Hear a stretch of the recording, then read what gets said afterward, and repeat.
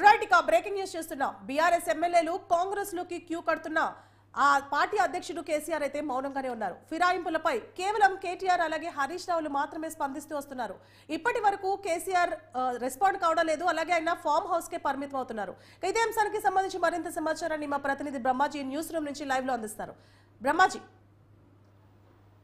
సువర్ణ, ఏదైతే BRS party అధికారం కోల్పోయిన తర్వాత నైరాశ్యంలో ఉన్నటువంటి బీఆర్ఎస్ పార్టీ నేతలకు అదేవిధంగా కేడర్ మొత్తానికి కూడా అసలు పార్టీ భవిష్యత్తు ఎట్లా ఉండబోతుంది ఏంటిది అనేది మాత్రం ఒక క్లారిటీ లేదు. అయితే తర్వాత జరిగినటువంటి ఎంపీ ఎన్నికలు జీరో ఫలితాలు రావడంతో అసలు ఏం చేయాలి, నెక్స్ట్ పార్టీ భవిష్యత్తు ఎట్లా ఉంటుంది అనేది కూడా ఒక ఆందోళన ఉన్నప్పటికీ కూడా కేసీఆర్ మాత్రం ఇప్పటికీ కూడా ఇంత జరుగుతున్న రాజకీయ పరిణామాలు ఎన్ని జరుగుతున్న పార్టీని విలీనం చేసుకుంటాం, ఎల్పీని మొత్తాన్ని కూడా కాంగ్రెస్ పార్టీ స్వయంగా చెబుతూ అదే పరిస్థితిని క్రియేట్ చేస్తున్నప్పటికీ కూడా కేసీఆర్ ఫామ్ హౌస్కే పరిమితం అయ్యారు. ఇప్పటి వరకు కూడా ఎక్కడా కూడా ఒక స్పందన కానీ లేదు, ఒక ప్రెస్ నోట్ లేదు, ఒక ప్రెస్ మీట్ లేదు, ఏ విషయాలు కూడా చెప్పడం లేదు, బయట కూడా రావడం లేదు. కేవలం కొంతమంది పార్టీకి సంబంధించినటువంటి నేతలను కలవటం, లేకపోతే నియోజకవర్గం సంబంధించినటువంటి ప్రజలను రెగ్యులర్గా కలుస్తూ ఉండటం, ఇంతవరకే పరిమితం అవుతున్నారు. వ్యవసాయ క్షేత్రంలో అటు ఇటు తనకు సంబంధించిన పనులు చేసుకుంటున్నారు అనేది ప్రస్తుతం ఉన్నటువంటి సమాచారం. పార్టీకి సంబంధించిన కార్యక్రమాలు ఏవి కూడా పట్టించుకోవడం లేదు. ఇప్పటి వరకు 8 మంది ఎమ్మెల్యేలు వెళ్ళిపోయారు. ఈరోజు కరికప్పుడు గాంధీ వెళ్తున్నారు, రేపు ఎమ్మెల్సీ నవీన్ కుమార్ వెళ్తున్నారు. ఇప్పటికే 6 ఎమ్మెల్సీలు కూడా పార్టీలు జాయిన్ అయ్యారు. మొత్తం మీద 26 నుంచి 27 మంది ఎమ్మెల్యేలను పార్టీలో చేర్చుకోవడం ద్వారా ఎమ్మెల్యేలను ఇక బీఆర్ఎస్ పార్టీకి ప్రతిపక్ష హోదా లేకుండా చేయడంతో పాటు ప్రతిపక్ష నేతగా కూడా కేసీఆర్ ఉండడానికి వీల్లేదనే ప్రయత్నంలో కాంగ్రెస్ పార్టీ ఉంటే అసలు ఇన్ని పరిణామాలు జరుగుతున్నప్పటికీ కూడా కేసీఆర్ ఇంకా ఫామ్ హౌస్కి మాత్రమే పరిమితమయ్యారు. దీంతో అసలు పార్టీకి వచ్చేటువంటి పార్టీ కార్యాలయానికి వచ్చే వాళ్ళు ఎవరు కూడా లేకపోలేదు. గతంలో అయితే హరీష్ రావు కానీ కేటీఆర్ కానీ ఎవరైనా వస్తున్నారంటే అక్కడ పార్టీకి సంబంధించిన నేతలు కార్యకర్తలతో కోలాహలంగా ఉండేది. రెగ్యులర్గా అక్కడ వచ్చినటువంటి నాయకులందరికీ కూడా భోజనాలు ఏర్పాటు చేసే పరిస్థితి ఉండేది.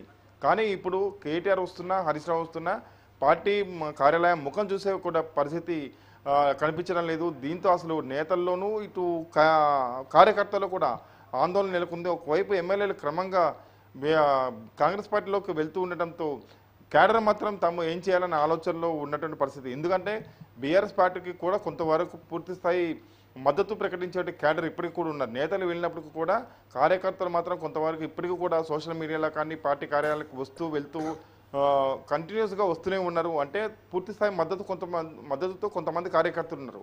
వాళ్ళలో కూడా నైరాశ్యం ఏర్పడుతుంది. అసలు ఎంతవరకు పార్టీ మనుగడ ఉంటుంది, పార్టీ మనుగడ కొనసాగుతుందా లేదా అని. కానీ ఇప్పటివరకు జరుగుతున్నటువంటి పరిణామాలపైన కేటీఆర్, హరీష్ రావు మాత్రమే మాట్లాడడం జరిగింది. కొంతమంది లీడర్లు, కొంతమంది చోట లీడర్లు కూడా మాట్లాడిస్తున్నారు. అసలు ప్రెస్ మీట్లో వాళ్ళు ఎందుకు మాట్లాడుతున్నారు, వాళ్ళు మాట్లాడితే వాళ్ళతో వచ్చే స్పందన ఏంటిది అనేది కూడా పార్టీ వర్గాలు జరుగుతుంది. అసలు పార్టీలో గతంలో ఎక్కడ కూడా ముఖం పరిచయం లేని నేతలతో కూడా పార్టీ కేంద్ర కార్యాలయంలో ప్రెస్ మీట్లు పెట్టిస్తాం పట్ల కూడా పార్టీ నేతలు అసలు వీళ్ళంతా ఎవరు, వీళ్ళందరూ ఎందుకు పార్టీ ప్రెస్ మీట్లు పెడుతున్నారు వీళ్ళు అనేది కూడా కొంతవరకు ఆందోళన నెలకొంటుంది. అంటే ముఖ్య నేతలందరూ వెళ్ళిపోతున్న తరుణంలో కేటీఆర్, హరీష్ రావు మాత్రం ప్రెస్ మీట్లు పెట్టి లేకపోతే ప్రెస్ నోట్లు ట్విట్టర్లో పోస్టులు పెట్టి ఇంతవరకు పరిమితం అవుతున్నారు. పార్టీ ఎమ్మెల్యేలు చేజారుతున్న క్రమంలో ఫిరాయింపుల చట్టాన్ని ఉపయోగించుకుని తాము సుప్రీంకోర్టు మెట్లు కూడా ఎక్కుతామని కూడా స్పష్టం చేస్తున్నారు. కానీ ఇంతవరకు మాత్రం కేసీఆర్ ఎందుకు స్పందించడం లేదు, మౌనం ఉన్నారు. మౌనం వెనక ఏమైనా వ్యూహం ఉందా? గతంలో కూడా ఏదైతే అధికారం రాకముందు, స్టేట్ డిబేట్ కాకముందు కూడా కేసీఆర్ ఊహాత్మకంగానే కొన్ని రోజుల పాటు బయటకి ప్రజలకు కూడా కనిపించే వాళ్ళు కాదు. సో అదే లాంటి వ్యూహంలో ఏదైనా ఉన్నారా అనేది మాత్రం క్యాడర్ కూడా అంచనా వేయలేకపోతుంది. ఒకవేళ క్యాడర్ కార్యకర్తలు ఎవరికి కూడా ఈ సంబంధించిన వ్యూహానికి సంబంధించిన అంశాలు కూడా తెలియకపోతే మాత్రం కార్యకర్తలు కూడా పార్టీ మారే అవకాశం ఉంది, ప్రమాదం ఉంది అనేది మాత్రం పార్టీ నేతల్లో ఉంది. ఇప్పటికే చాలామంది ఎమ్మెల్యేలు వెళ్ళిపోయారు. ఇంకా దాదాపు పార్టీ ఖాళీ అయ్యే పరిస్థితి కనిపిస్తుంది. ఒక లీడర్లు వచ్చే వాళ్ళందరూ కూడా పార్టీని వీడే క్రమం కూడా కనిపిస్తుంది. అంటే ఇప్పుడు ఎమ్మెల్యేలే కాదు, ఎమ్మెల్సీలే కాదు, మిగతా నేతలందరికీ సెకండ్ కేటగిరీ ఉన్నటువంటి నేతలందరూ కూడా వివిధ పార్టీలోకి, వీలైతే బీజేపీలోకి లేకపోతే కాంగ్రెస్లోకి ఎక్కువ శాతం వెళ్ళే అవకాశం అయితే కనిపిస్తుంది. ఇంత జరుగుతున్నప్పుడు కేసీఆర్ ఎందుకు మౌనం వీడడం లేదు అనేది ప్రశ్నగా కనిపిస్తుంది. సువర్ణ. బ్రహ్మాజీ, మనం చూసుకుంటే కేసీఆర్ కేవలం ఒక్కసారి ఎమ్మెల్యేలతో సమావేశమయ్యారు. అప్పుడు కూడా పార్టీ ముందు బలోపేతం చేస్తాము, తర్వాత మనమే అధికారంలోకి రాబోతున్నామని ఒక ధీమా వ్యక్తం చేయడం జరిగింది. అయితే మనం చూసుకుంటే కేటీఆర్ అలాగే హరీష్ రావు మాత్రమే స్పందిస్తూ వస్తున్నారు. వెళ్ళిపోతున్న ఎమ్మెల్యేలు కానీ ఎమ్మెల్సీలు కానీ ఎప్పుడు బుజ్జగించిన సందర్భాలు కూడా చాలా తక్కువగా కనిపిస్తున్నాయి. కనీసం వాళ్ళైనా ముందుకొచ్చి పార్టీని నిలిపే ప్రయత్నాలు ఏమైనా చేయబోతున్నారా? అసెంబ్లీ ఎన్నికల ఫలితాల తర్వాత లోక్సభ ఎన్నికల ఫలితాల తర్వాత 2 సందర్భాల్లో పార్టీ కార్యాలయానికి వచ్చిన కేసీఆర్ వాళ్ళతో కొద్దిసేపు మాట్లాడడం జరిగింది. దాని మీద రివ్యూ చేసాం, దానికి ఓటమికి గల కారణాలు ఏంటిది అన్ని రకాలుగా మాట్లాడామని కూడా నేతలు స్పష్టం చేశారు. ఎక్కడా కేసీఆర్ కూడా ఒక్కసారి కూడా మాట్లాడలేదు. మధ్యలో ఒకసారి లోక్సభ ఎన్నికలకు ముందు మాత్రం కేసీఆర్ ప్రెస్ మీట్ మాట్లాడారు. తర్వాత ఇంతవరకు మళ్ళీ ముఖం చూపించినటువంటి పరిస్థితి. తర్వాత కొంతమంది నేతలతో ఫామ్ హౌస్లో ఎమ్మెల్యేలతో, అంటే ఇప్పుడు పార్టీ మారిన ఎమ్మెల్యేలు, మారబోతున్నటువంటి ఎమ్మెల్యేలను వీళ్ళందరితో కూడా కేసీఆర్ ఫామ్ హౌస్లో సమావేశం ఏర్పాటు చేసుకుని ఎవరు పార్టీ వీడి వెళ్ళవద్దు, నా దగ్గర ఒక ప్లాన్ ఉంది, నెల రోజులు అమలు చేస్తామన్నారు. ఆ ప్లాన్ అమలు చేస్తామన్న నెల రోజుల సమయం కూడా గడిచిపోయింది ఇప్పటికే. దీంతో ఆ ప్లాన్ ఏంటిది, ఆ ప్లాన్ ఉద్దేశం ఏంటిది అనేది కూడా ఎవరికి తెలియదు.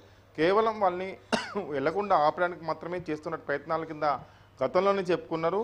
ఎవరైనా చెప్పినా అసలు ఎమ్మెల్యేలు మాత్రం ఎవరు కూడా పార్టీలో ఉండే పరిస్థితి అయితే కనిపించడం అనేది చాలా స్పష్టంగా కనిపిస్తుంది. ఇంకా కేటీఆర్, హరీష్ రావు వీళ్ళందరూ కూడా అప్పుడప్పుడు పార్టీ కార్యాలయానికి వచ్చి నేతలతో మీటింగ్ పెట్టారు. ఇటీవల జిహెచ్ఎంసీ కౌన్సిల్ సమావేశానికి ముందు సిటీకి సంబంధించినటువంటి ఎమ్మెల్యేలు ఇప్పుడు ఎవరైతే పార్టీ మారారో ప్రకాష్ గౌడ్, అదేవిధంగా ఈరోజు మారుతున్నటువంటి అరికపూడి గాంధీ, ఇంకా అంతకుముందు దాన్న అప్పటికే పార్టీ మారారు.